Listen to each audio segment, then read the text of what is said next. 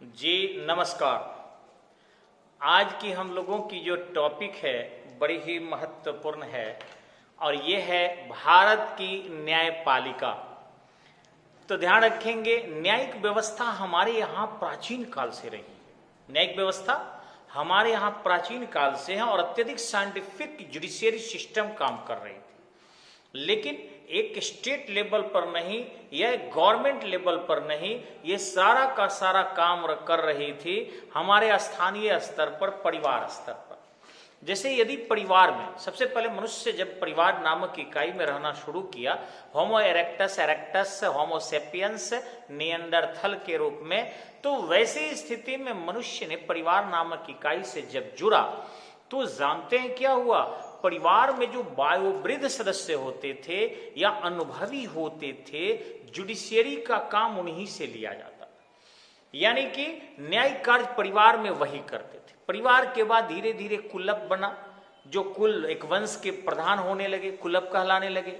फिर ग्राम बना तो ग्रामणी हो गए, यानी मुखिया हो गए, वो डिसीजन देने लगे। और परंपराओं के आधार पर, निर्णयों के आधार पर, अनुभवों के आधार पर, कथाओं के आधार पर, पुराणों के आधार पर, उक्तियों के आधार पर वो अपने निर्णय सुनाने लगे और उस निर्णय पर हमारी व्यवस्था अत्यधिक आदर्शात्मक न्यायिक व्यवस्था के रूप में स्थापित हो गई। लेकिन बाद के काल में जब वंश परंपरा हिलकोरे लेने लगा, जात पात, ऊंच नीच, क्षेत्रवाद, भाषावाद ये महत्व जब अर्जित करने लगा, तो कुछ न्यायिक व्यवस्था में दिक्कतें आ गई। और सबसे ज्यादा न्यायिक व्यवस्था में दिक्कतें आई थी गुप्त काल में।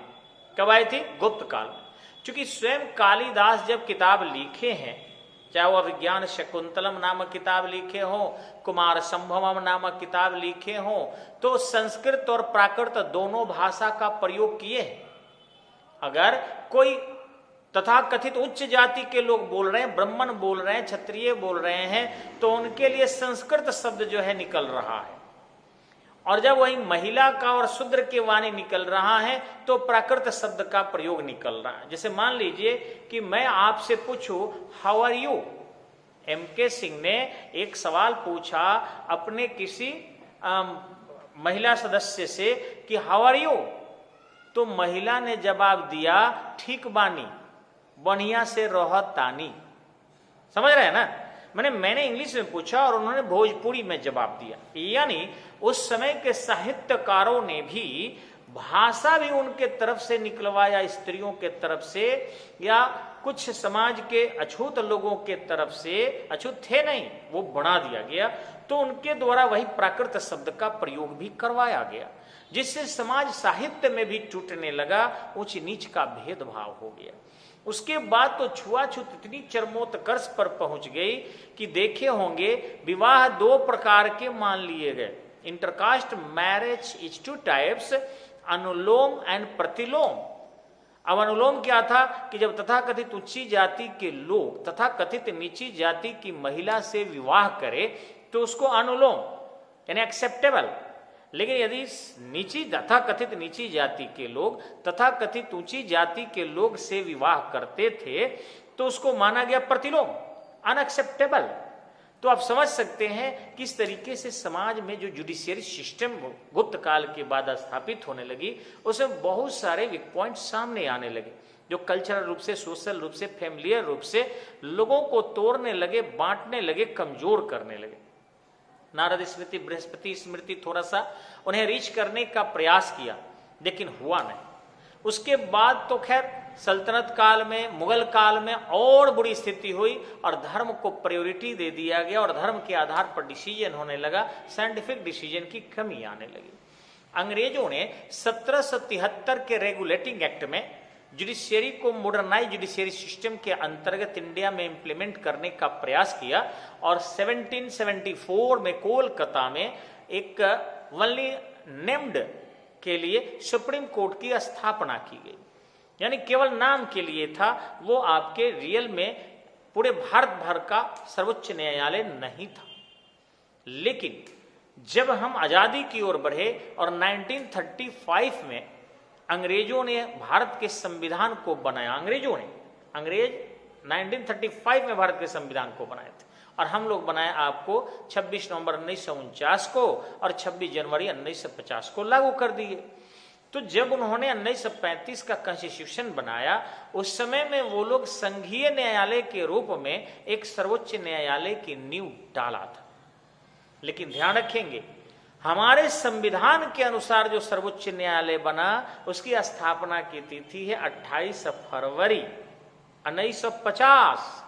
28 फरवरी 1950। तो 28 फरवरी 1950 को सर्वोच्च न्यायालय की नींव डाल दिया गया। और सर्वोच्च न्यायालय की जब नींव पड़ गया तो उस समय जजों की संख्या भारतीय संविधान के अनुच्छेद 124 के अंतर्गत 7 रखी गई, क्योंकि भारतीय संविधान के धारा 124 में है कि भारत के लिए एकल नागरिकता की व्यवस्था होगी और वो एकल नागरिकता के प्रमुख के रूप में यानी संघीय न्यायालय के रूप में एक सर्वोच्च न्यायालय होगा, जिसका मुख्यालय दिल्ली होगा और chief justice of India and president of India के माध्यम से आवश्यक हो तो इसके मुख्यालय में समयानुसार बदलाव किया जा सकता है। ये ऑलरेडी उसमें 124 अनुच्छेद में रखा गया। हम लोग उसको ऐसे पढ़ाते 1-2 का 4 सर्वोच्च न्यायालय और 2-1 का 4 हाई कोर्ट। 1-2 का 4 2-1 का 4 1-2 का 4 2-1 का 4 1-2 का 4 सर्वोच्च न्यायालय 2-1 का 4 उच्च न्यायालय और 2-3 डिस्ट्रिक्ट जज यानी जुडिशियरी यानी डिस्ट्रिक्ट जज जो होता है या district level court district court, ये 233 अनुच्छेद के अंतर्गत आता है। तो ये सब ध्यान रख लेंगे आप लोग, याद हो जाएगा धीरे धीरे मेरे साथ रहेंगे तो ये आश्चर्य करेंगे इनको कैसे याद है। तो जो संघीय न्यायालय बना वो आपको मान्यता दिया गया 28 फरवरी 1950 को, और उसमें लिखा है कि सर्वोच्च न्यायालय में 7 से अनधिक जस्टिस होंगे, यानी 7 से अधिक नहीं होंगे। लेकिन संशोधन करके इसको और बढ़ाकर 25 किया गया, फिर आपके 2008 में बढ़ाकर 31 किया गया और वर्तमान में 35 है। ध्यान रखेंगे 7 जो न्यायाधीश थे जिसमें 6 न्यायाधीश और 1 चीफ जस्टिस, ठीक इसी ढंग से 25 हुए तो उसमें भी 24 न्यायाधीश और 1 चीफ जस्टिस, 31 हुए तो 30 जस्टिस और 1 चीफ जस्टिस, और अभी 35 है तो 1 चीफ जस्टिस और 34 जस्टिस है। तो वर्तमान में है, लेकिन आपको इससे भी संख्या अधिक बढ़ाने की आवश्यकता है, क्योंकि मनुष्य की आबादी बढ़ रही है, साइंस एंड टेक्नोलॉजी बढ़ रहा है, अपराध के टेक्नोलॉजी परिवर्तित हो रहे हैं और हमें जुडिशियरी पर एक बहुत बड़ा बोझ बने हुए हैं, माने केस की काफी बड़ी बोझ है। अतः और अधिक जजों की नियुक्ति की आवश्यकता है और अधिक कोर्ट की आवश्यकता है, और हम तो कहेंगे सुप्रीम कोर्ट भी और बनाने की आवश्यकता है, जिसमें सुप्रीम कोर्ट के रूप में ये रहेगा और अन्य लोअर सुप्रीम कोर्ट में अलग अलग बांट दिया जाता, एक दीवानी देखता, एक फौजदारी देखता, एक बहुत सारे अलग अलग सेक्टर बांट दिए जाते और उनके डिसीजन को अंतिम मूल्यांकन फाइनल पहुंचे हुए केवल संघीय न्यायालय करता। तो निश्चित ही जस्टिस जब होता तो जल्दी जल्दी होता, तो वैसी स्थिति में समस्याओं के समाधान जल्दी जल्दी होते और अपराधों पर लगाम लगता, या जो अच्छे लोग फंसे हैं उन भी बच पाते और कानून एक मजबूत स्वरूप धारण करता। इसके हम भी सिफारिश करने वाले। ध्यान रखिएगा कि चीफ जस्टिस ऑफ इंडिया कौन बनता है, तो इसमें है कि जो या तो न्यूनतम एज इनका नहीं है, किसी भी जज के पद के लिए ध्यान रखिएगा, चाहे वो सर्वोच्च न्यायालय हो या उच्च न्यायालय हो, न्यूनतम आयु का निर्धारण नहीं किया गया है। हाँ, जुडिशियरी के परीक्षा में है लेकिन बाकी में आपको नहीं है। हाँ, अधिकतम आयु सब में है कितने दिन तक रहेंगे, लेकिन न्यूनतम आयु में सर्वोच्च न्यायालय उच्च न्यायालय में कोई सीमांकन नहीं। हाँ, उनकी योग्यता है, योग्यता में है कि वे सिंपल वाला में है कि राष्ट्रपति की दृष्टि में विधि विशेषज्ञ हो, लेकिन बाकी में है कि वे कम से कम सर्वोच्च न्यायालय में 5 साल न्यायाधीश रहे हो तो चीफ जस्टिस ऑफ इंडिया हो सकते हैं, या उच्च न्यायालय में 5 साल न्यायाधीश रहे हो अथवा वे अधिवक्ता रहे हो। ऐसी स्थिति में उन्हें सर्वोच्च न्यायालय का मुख्य न्यायाधीश बनाया जा सकता है। लेकिन बात ये नहीं है, रियल बात है कि जो उन 34 न्यायाधीशों में से जो वरीय न्यायाधीश होते हैं उनको ही बनाया जाता है, और इस पर जो चीफ जस्टिस ऑफ इंडिया निवर्तमान होने जा रहे होते हैं उनका भी सलाह और मशविरा लिया जाता है। हाँ, ये जरूर है कि इसके लिए एक पूरी पैनल बनी हुई है, लेकिन शपथ दिलाने का काम राष्ट्रपति करता है। राष्ट्रपति नहीं रहेगा तो उसके स्थान पर यदि कोई अन्य व्यक्ति रहा तो शायद वो व्यक्ति शपथ दिला सकता है, वो विशेष परिस्थिति में। अब ध्यान देंगे कि राष्ट्रपति भवन वर्तमान में दिल्ली में हाईटीओ ब्रिज के पास, उसी के बगल में आपका उच्च न्यायालय भी है। और ये राष्ट्रपति भवन का निर्माण भी अंग्रेज ही किए थे, आज नहीं बना, ये बहुत पहले से बना हुआ। अब रहा बात कि सर्वोच्च न्यायालय के जो वेतन मिलते हैं चीफ जस्टिस के या सभी अधिकारियों के, वो केंद्रीय संचित निधि से मिलता है। इसमें किसी प्रकार की कटौती बिना उनकी इच्छा की नहीं होगी या बिना संविधान संशोधन की नहीं होगी। अभी जो है कोरोना में उनके वेतन में कोई कटौती नहीं हुई है। हाँ, अब बैठक शुरू हो रहा होगा, आज या कल में चलने वाला था या मंडे से चलेगा।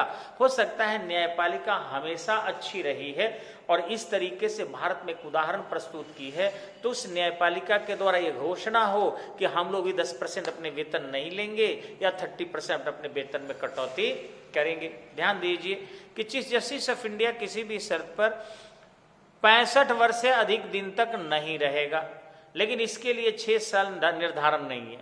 अगर ये 50 साल की उम्र में बन गया तो 15 साल तक रहेगा। चीफ जस्टिस ऑफ इंडिया को हटाने के लिए राष्ट्रपति से भी कठिन तरीके हैं। आपको थोड़ा बता दूं मैं कि राष्ट्रपति से भी कठिन तरीके हैं चीफ जस्टिस ऑफ इंडिया को हटाने के लिए। कैसे? पहला कि चीफ जस्टिस ऑफ इंडिया को हटाने के लिए संसद के दोनों सदनों में से किसी भी सदन में प्रस्ताव लाया जा सकता है। ये बिल्कुल सही है। दोनों सदन में प्रस्ताव यहां अगर लाते हैं किसी भी सदन में, तो वैसी स्थिति में आपको उस सदन के कुल सदस्यों के कम से कम 10% सदस्य लिखित रूप से दें। 10%, 1/4 नहीं।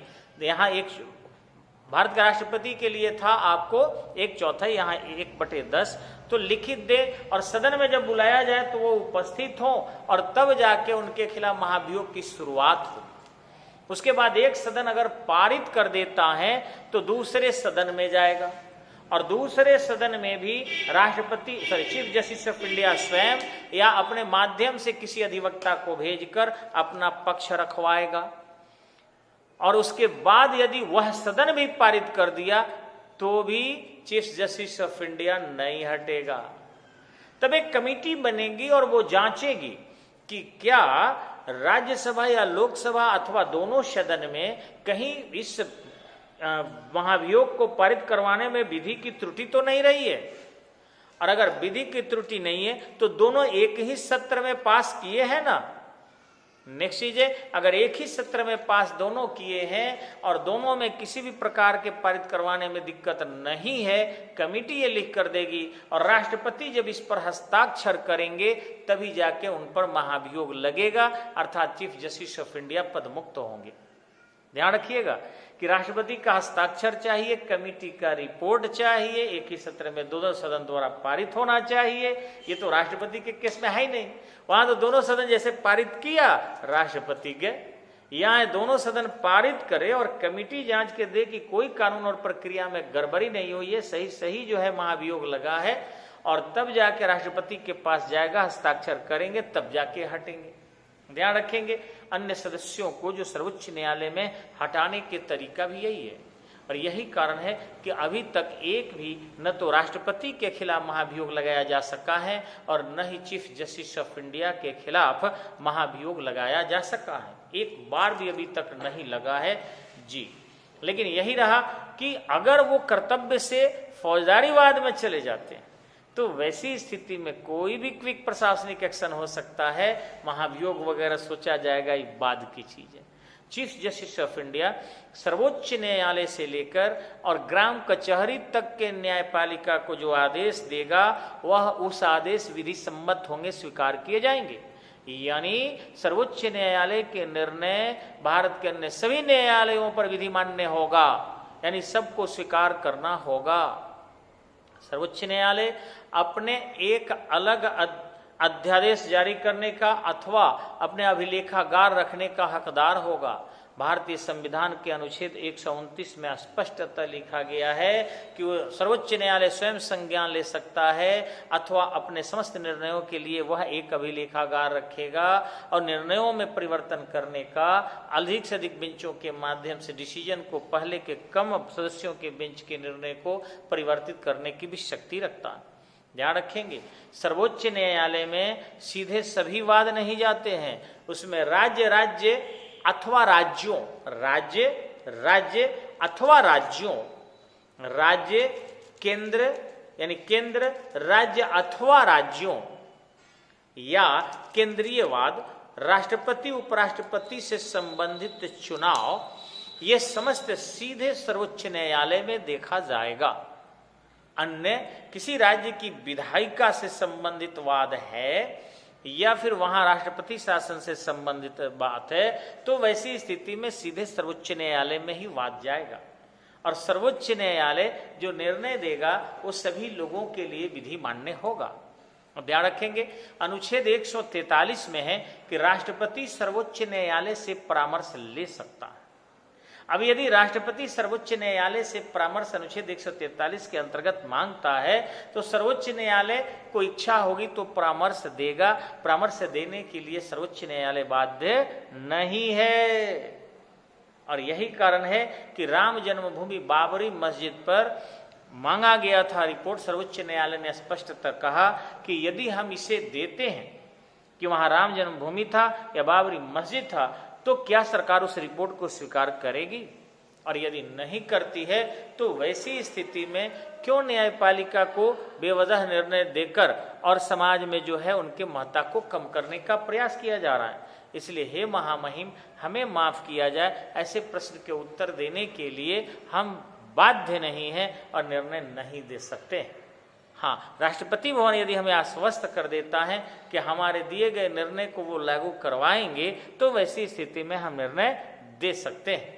इस राष्ट्रपति आवास ने स्पष्टतः इनकार किया कि आप सलाह देने के हकदार हैं, आदेश देने के नहीं। हम लागू करना न करना मेरा काम है। और उन्होंने भी कहा ठीक है, तो हमें भी आपको राय देना न देना मेरा काम है। हम उस मुद्दे पर भी राय देने में सक्षम नहीं है और इस प्रकार अभी तक वो राय पेंडिंग है। निर्णय भी आ गया सर्वोच्च न्यायालय के वाद के माध्यम से, आप जान ही रहे होंगे।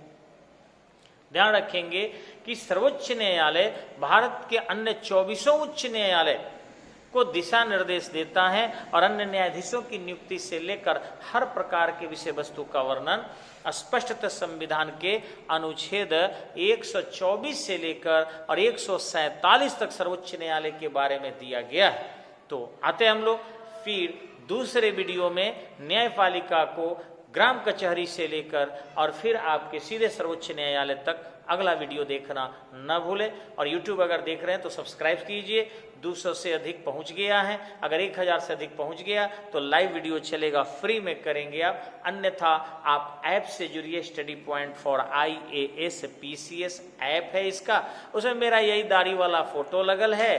पेमेंट करने में थोड़ी अगर मोड में दिक्कत हो तो मेरे 9852168521 ऐप्स नंबर पर आप ऐप्स व्हाट्सएप चलता है, आप हमें कुछ लिखकर भेजिए, जो भी समस्या है हम आपका समाधान करेंगे, ऐप से पढ़ सकते हैं। बाकी चीजें अन्य राय लेनी है तो आप फोन कीजिए, आपको राय जरूर दिया जाएगा। धन्यवाद, नमस्कार। अगले वीडियो के इंतजार में आप सभी, ताकि न्यायपालिका का विशद वर्णन मिले। आते हैं फिर अगले वीडियो के लिए।